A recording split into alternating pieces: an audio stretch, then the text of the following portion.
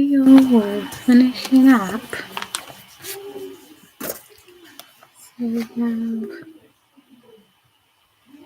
13, 10 all the way to under 16, which says, "But before the end comes, the good news must be preached to all nations. When you are arrested, don't worry about what you will say. You will be given the right words when the time comes, but you will not really be the one speaking. Your words will come from the Holy Spirit. Brothers and sisters will betray each other and have each other put to death. Parents will betray their own children, and children will turn against their parents and have them killed. Everyone will hate you because of me, but if you keep on being faithful right to the end, you will be saved. Someday you will see that horrible thing, or it should not be. Everyone who reads this must try to understand. You are living in Judea at this time, run to the mountains. If you are on the roof of your house, don't go inside to get anything. If you are out in the field, don't come back for your coat. It will be an awful time for women who are expecting babies or nursing young children. Pray that it won't happen in winter. This will be the worst time of suffering since God created the world, and nothing this terrible will ever happen again. If the Lord doesn't make the time shorter, no one will be left alive. But because of his chosen and special ones, he will make the time shorter. If anyone should say, "Here is the Messiah," or "There he is," don't believe it. False messiahs and false prophets will come and work miracles and signs. They will even try to fool God's chosen ones. But be on your guard. That's why I'm telling you these things now. And those things right after that time of suffering. The sun will become dark, and the moon will no longer shine. The stars will fall, and the powers in the sky will be shaken. Then the Son of Man will be seen coming in the clouds with great power and glory. He will send his angels to gather his chosen ones from all over the earth. Learn a lesson from a fig tree. When its branches sprout and start putting out leaves, you know summer is near. So when you see all things happening, you will know that the time has almost come. You can be sure that some of the people of this generation will still be alive when all this happens. The sky and the earth will not last forever, but my words will. No one knows the day or the time. The angels in heaven don't know, and the Son himself doesn't know.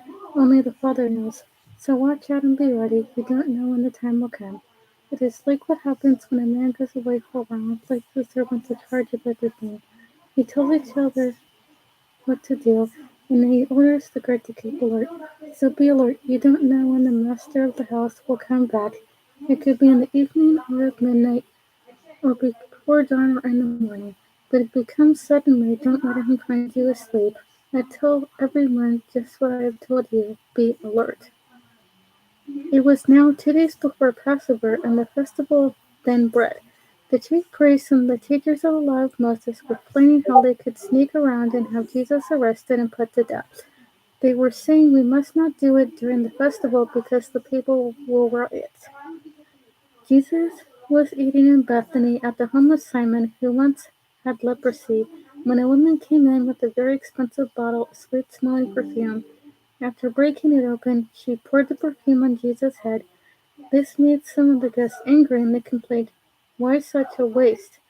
We could have sold this perfume for more than 300 silver coins and given the money to the poor." So they started saying cruel things to the woman. But Jesus said, "Leave her alone. Why are you bothering her? She has done a beautiful thing for me. You will always have the poor with you, and whenever you want to, you can give to them, but you won't always have me here with you. She has done all she could by pouring perfume on my body to prepare it for burial. You may be sure that whatever the good news is told all over the world, people will remember what she has done, and they will tell others." Jesus was scared it was one of the 12 disciples. He went to the chief priests and offered to help them arrest Jesus. They were glad to hear this, and they promised to pay him. So Jesus started looking for a chance to betray Jesus. It was the first day of the festival of thin bread, and the Passover lambs were being killed. Jesus' disciples asked him, "Where do you want us to prepare the Passover meal?" Jesus said to two of the disciples, "Go into the city, where you will meet a man carrying a jar of water. Follow him, And when he goes into a house, say to the owner, our teacher wants to know if you have a room where he can eat the Passover meal with his disciples.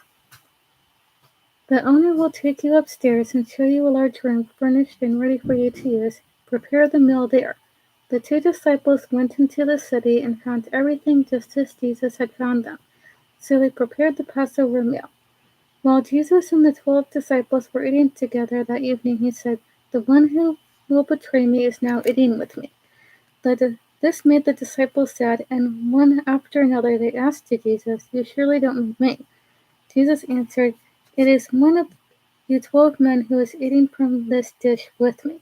The Son of Man will die, just as the Scriptures say, but it is going to be terrible for the one who betrays me. That man would be better off if he had not been born. During the meal, Jesus took some bread in his hands. He blessed the bread and broke it. Then he gave it to his disciples and said, take this, it is my body.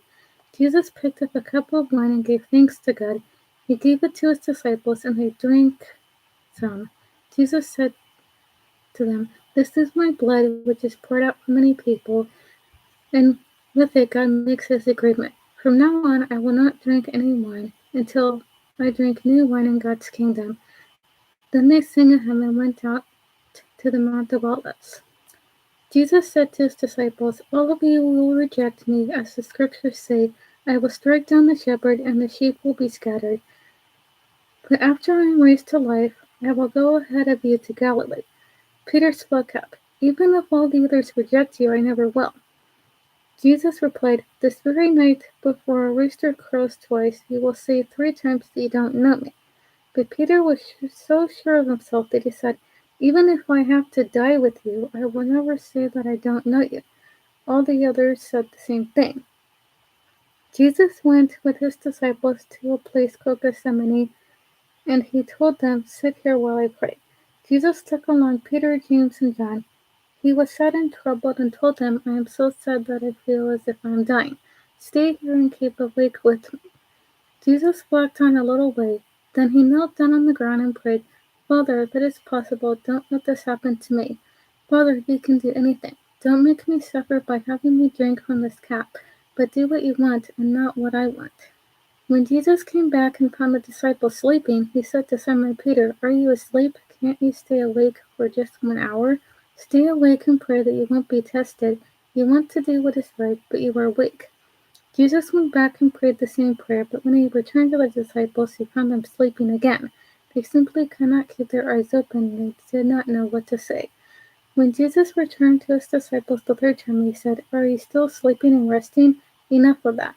The time has come for the Son of Man to be handed over to sinners. Get up, let's go. The one who will betray me is already here.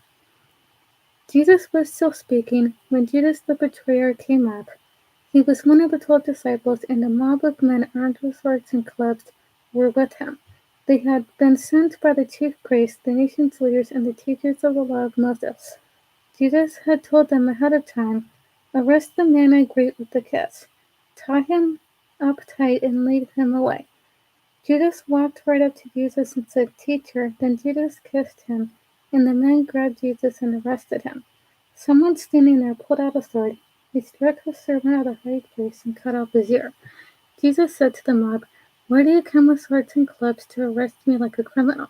Day after day I was with you and taught in the temple, and you didn't arrest me.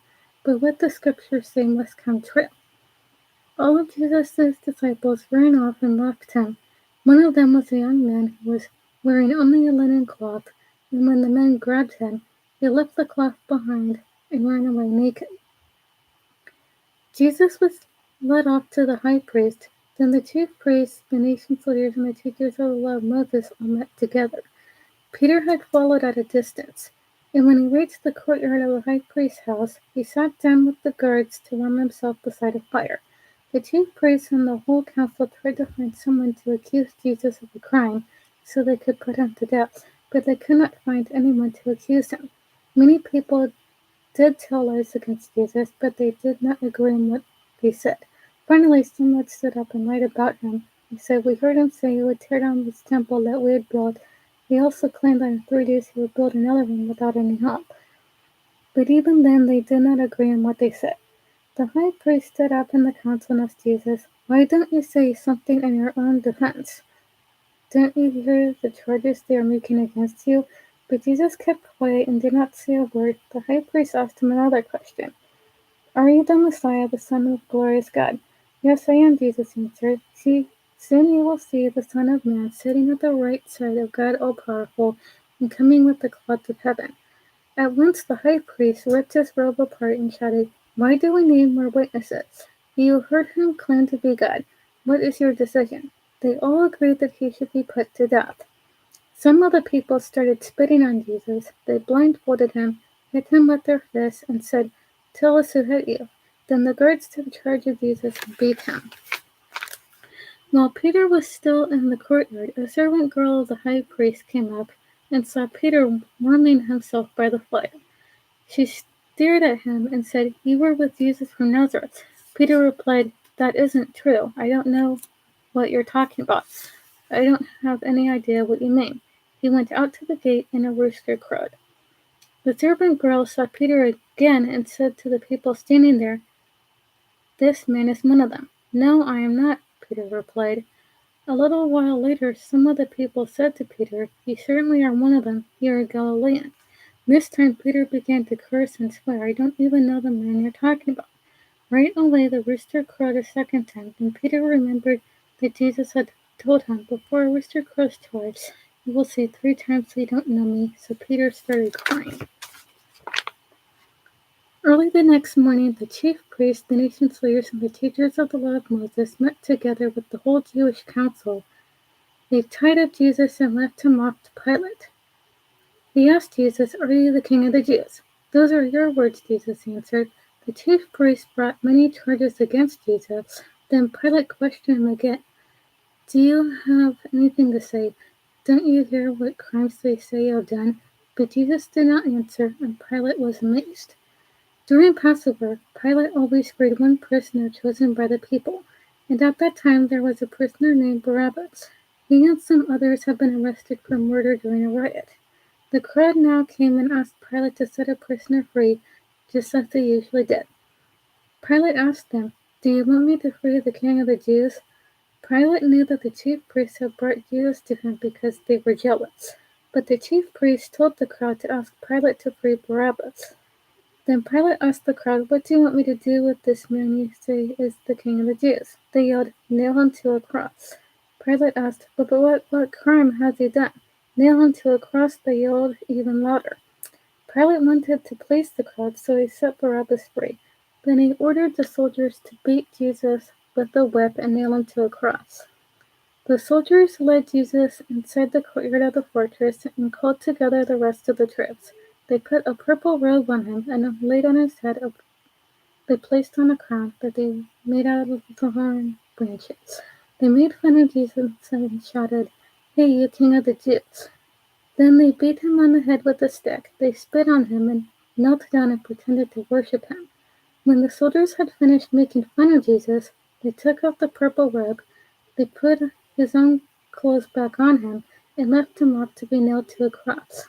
Simon from Cyrene happened to be coming in from a farm, and they forced him to carry Jesus' cross. Simon was the father of Alexander and Rufus. The soldiers took Jesus to Golgotha, which means place of the skull.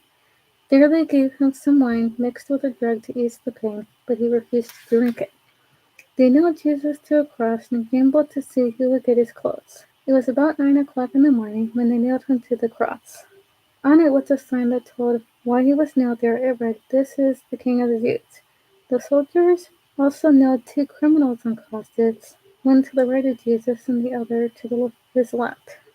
People who passed by said terrible things about Jesus. They shook their heads and shouted, "Ha! So you're the one who claimed you could tear down the temple and build it again in 3 days. Save yourself and come down from the cross." The chief priests and the teachers of the law of Moses also made fun of Jesus. They said to each other, "He saved others, but he can't save himself. If he is the Messiah, the King of Israel, let him come down from the cross. Then we will see and believe." The 2 criminals also said cruel things to Jesus. About noon the sky turned dark and stayed that way until around 3 o'clock. Then about that time Jesus shouted, "Eloi, Eloi, Lama Sabachthani, which means, my God, why have you deserted me? Some of the people standing there heard Jesus and said, he is calling for Elijah. Some of them ran and grabbed a sponge. After he had soaked it in wine, he put it on a stick and held it up to Jesus. He said, let's wait and see if Elijah will come and take him down. Jesus shouted and then died. At once the curtain in the temple tore in two from top to bottom. A Roman army officer was standing in front of Jesus. When the officer saw how Jesus died, he said, this man really was the Son of God. Some women were looking on from a distance. They had come with Jesus to Jerusalem, but even before this, they had been his followers and had helped him while he was in Galilee. Mary Magdalene and Mary, the mother of the younger James and of Joseph, were two of these women. Salome was also one of them. It was now the evening before the Sabbath, and the Jewish people were getting ready for that sacred day. A man named Joseph from Arimathea was brave enough to ask Pilate for the body of Jesus. Joseph was a highly respected member of the Jewish council, and he was also waiting for God's kingdom to come. Pilate was surprised to hear that Jesus was already dead, and he called in the army officer to find out if Jesus had been dead very long.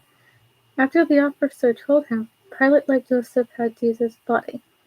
Joseph bought a linen cloth and took the body down from the cross. He had it wrapped in the cloth, and he put it in a tomb that had been cut into solid rock.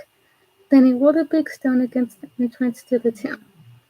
Mary Magdalene and Mary the mother of Jesus were watching and saw where the body was placed.